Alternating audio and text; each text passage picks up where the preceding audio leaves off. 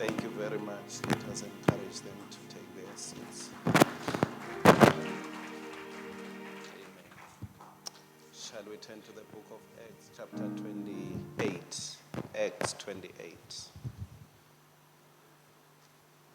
Acts 28.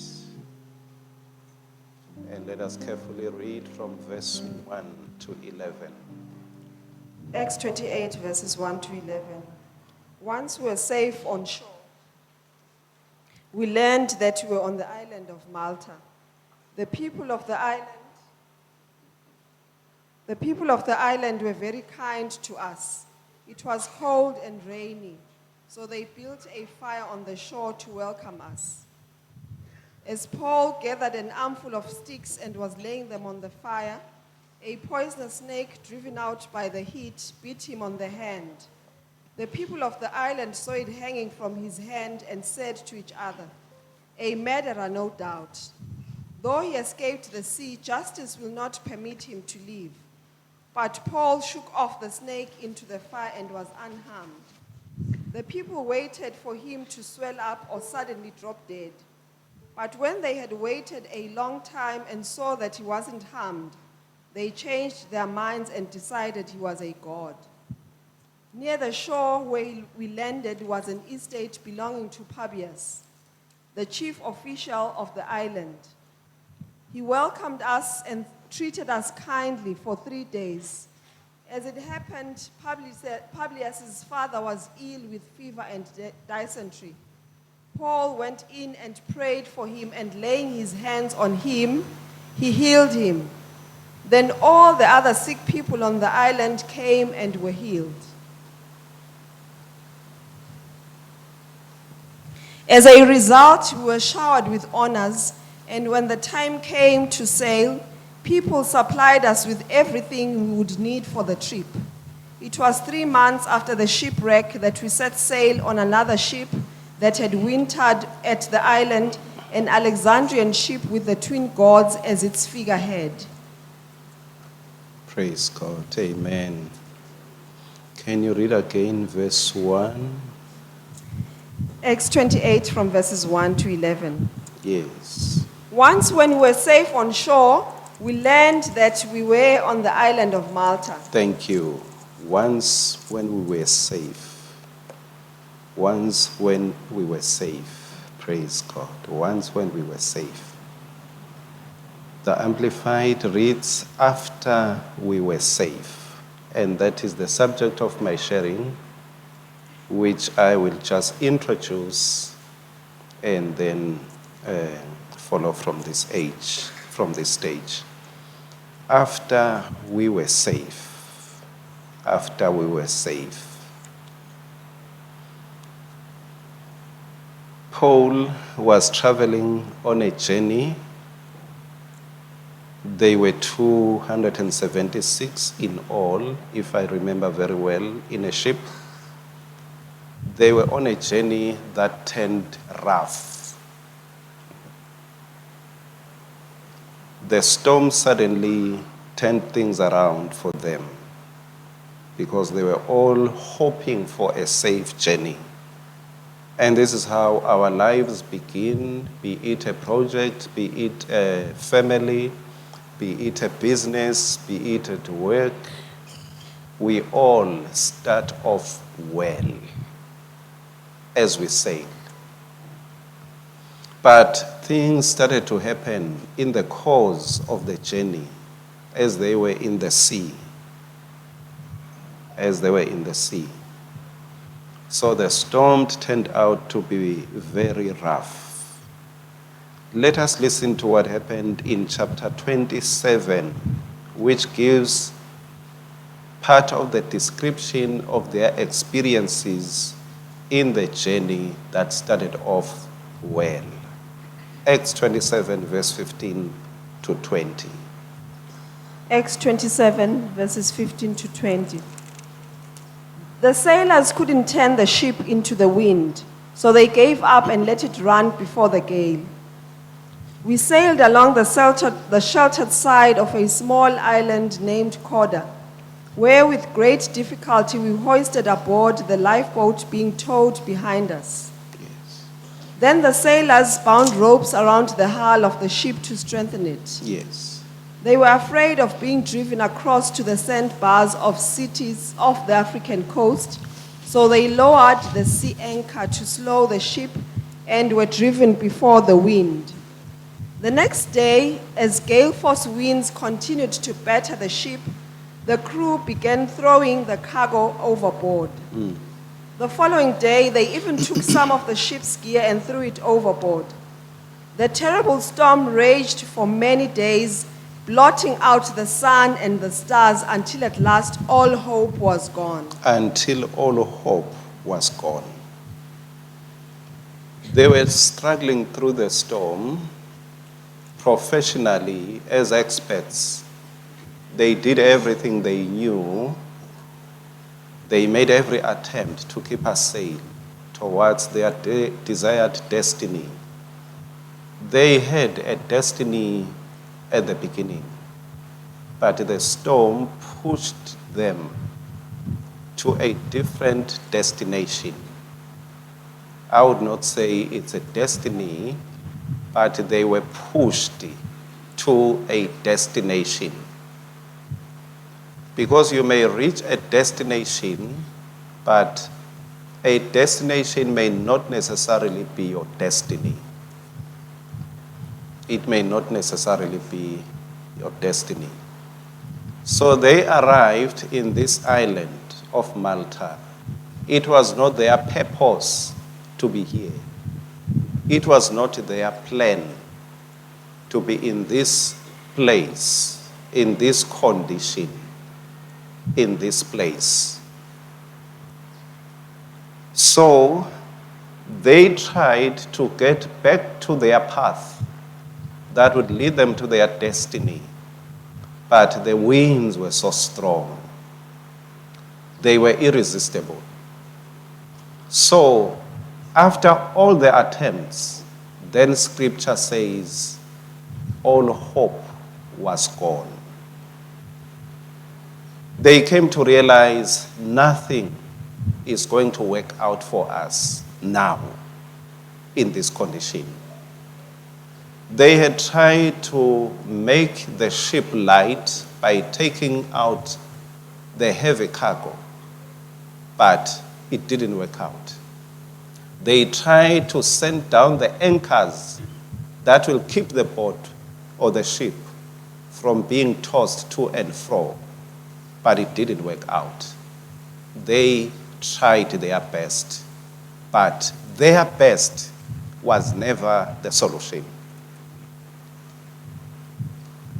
I said, in life, we all have some times where we start off. Be it in your personal journey, your personal career, be it in your life as you grow up, be it in business. You do all your research. You choose the best for your marriage. But things at times never turn out to be the best. Storms are raging, and you find yourself that with all the dreams and the desires that you had, now in the midst of this situation, you are pushed to a different destination. And this destination is not what you planned for in life. And then the question is, when all hope is gone for things to turn out to be good for you, because whatever happens along the way, it does not kill the desire for things to be good. The destiny remains with you and within you. You still look forward to those things that you were dreaming about to come to pass. But now, after all the attempts, having employed all the expertise, they discovered that it didn't work out. Now what happened? While the storm had stripped them, actually verse 23. Verse 23. Let's read verse 23, daughter.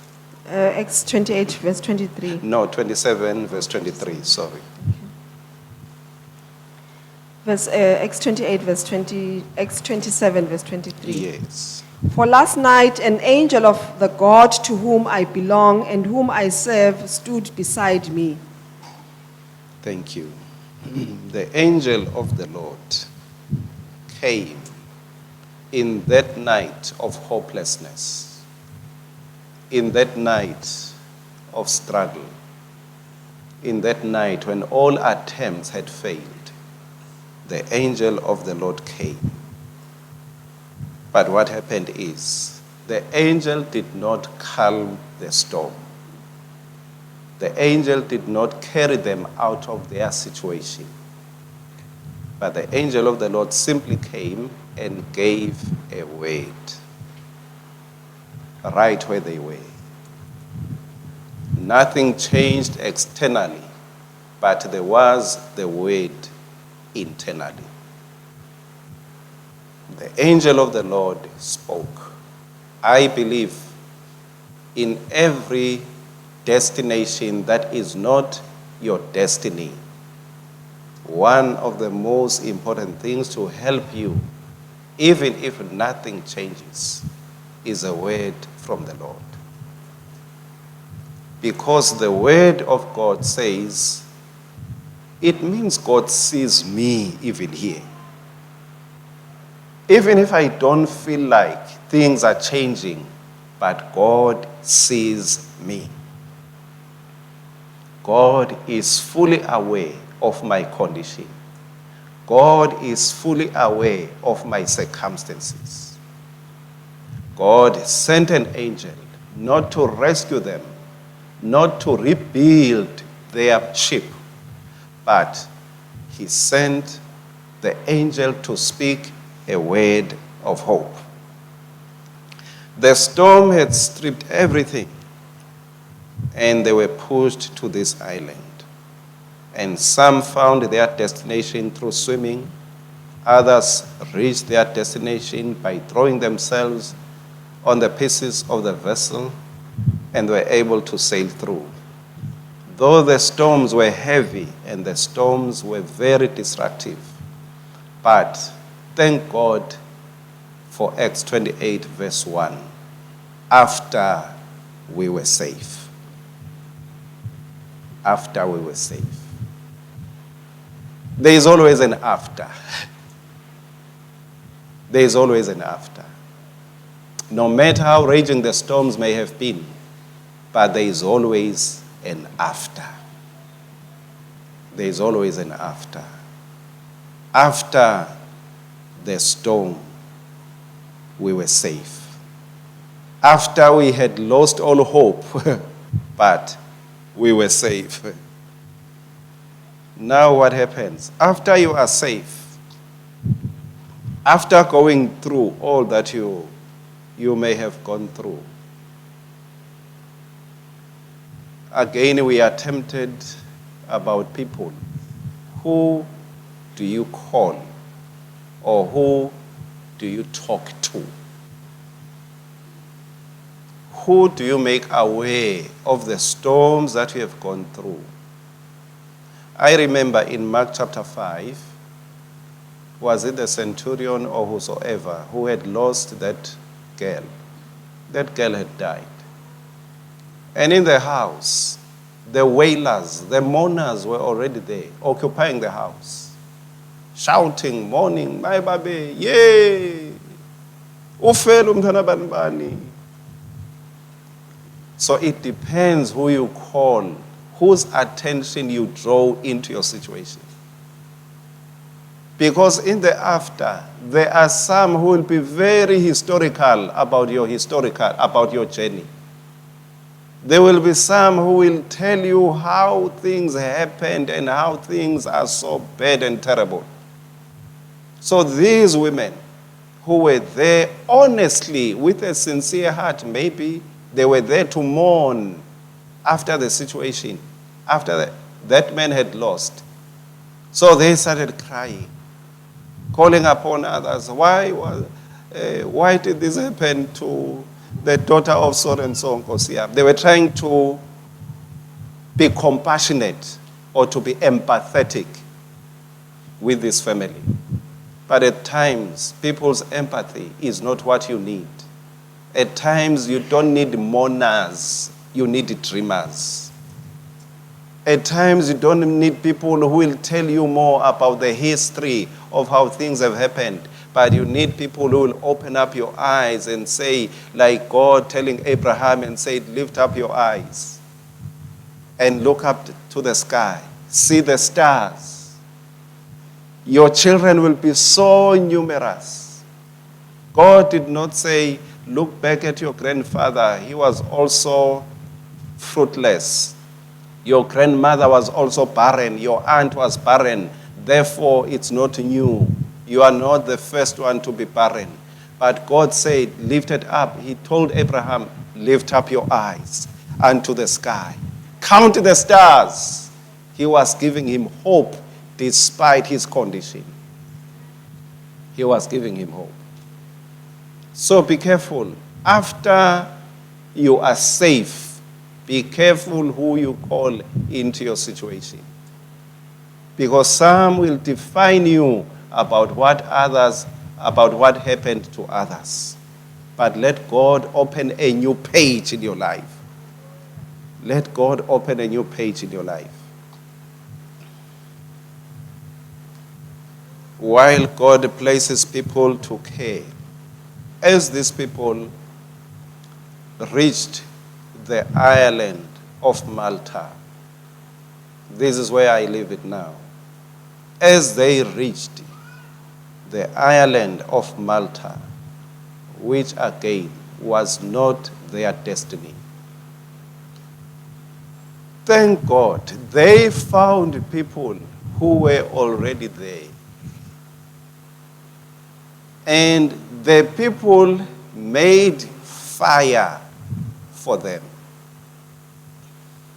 It was a winter season, but there was rain also, so it was quite chilly. So they were met by people who made fire for them. And even though they had experienced this terrible storm in the sea, and they were cold, but thank God, who always position people ahead of you. There are always people you will find on the other side. There are always people you will find, they will be more like they are waiting for you. Just waiting for you to step in. If you depend upon God, His grace is sufficient to provide you with people, even if you have not prayed for them. So these people were there, and they began to make fire for them. Somebody say fire. I'm joking. While God places people to take care of you, to warm you, but immediately we must learn not to depend on the kindness of other people. Learn to make your own fire. After you are safe, God will give you people who will rescue you. They will provide a temporary fire, a temporary support or help. But like the Apostle Paul, don't depend on the fires of others. Learn to make your own fire. You may have gone through a storm that ripped you of money. Don't depend on other people's pockets. Learn to make your own fire. People may pray for you. A miracle may happen. But learn to pray your own prayers. Learn to pray your own prayers. I remember Joseph. He came out of prison miraculously, instantly. God rescued him because of the gift. The king commanded that he be brought out of prison. but 2 or 3 important things that Joseph had to do. The miracle took him out of the situation, but Joseph had to prepare himself after the miracle. After the miracle.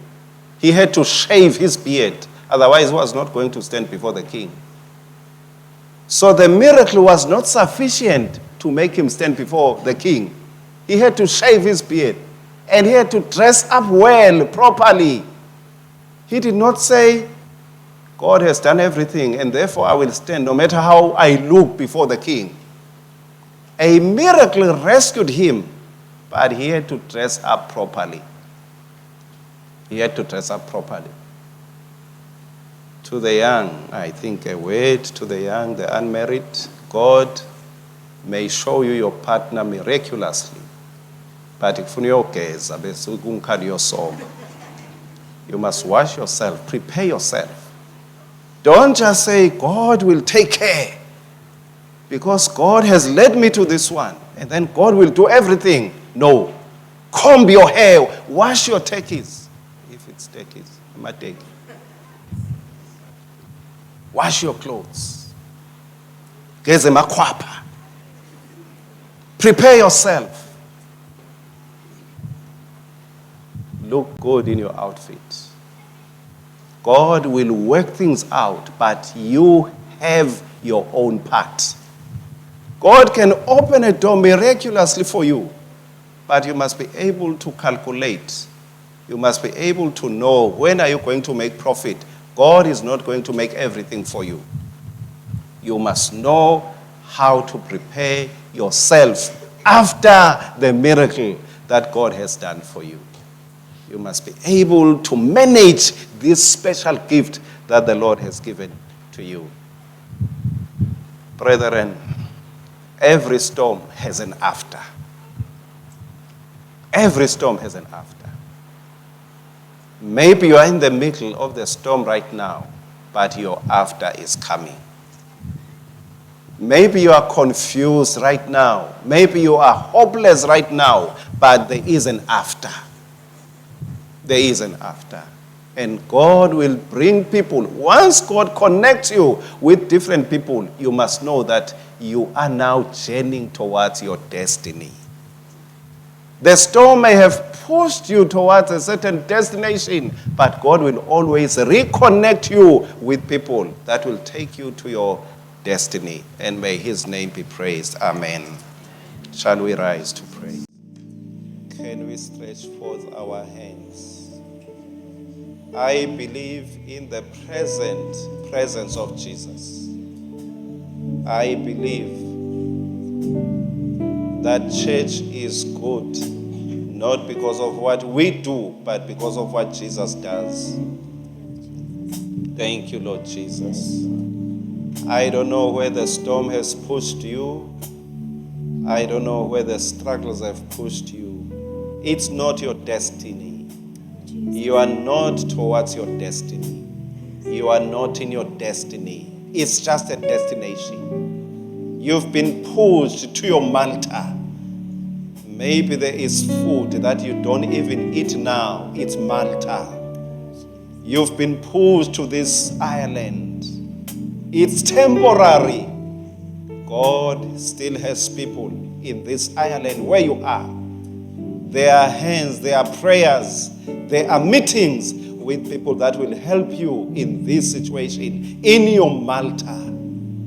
But I believe also there are things that you must rise up yourself and say, thank you, Lord, for all the temporary measures I have received while at Malta. But now I have to rise up and work things out. For God is on my side, and nothing shall stop me.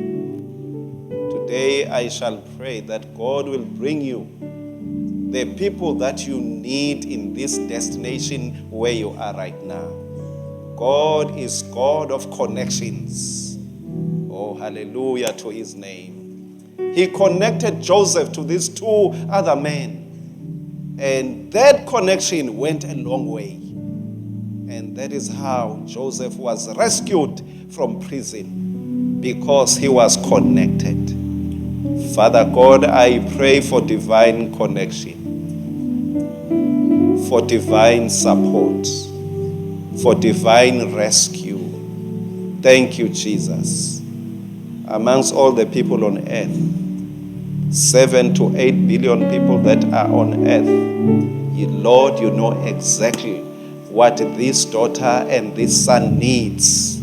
You know exactly who is the special person that should come to the rescue of your son and your daughter. Lord, I pray that he and she will find the way.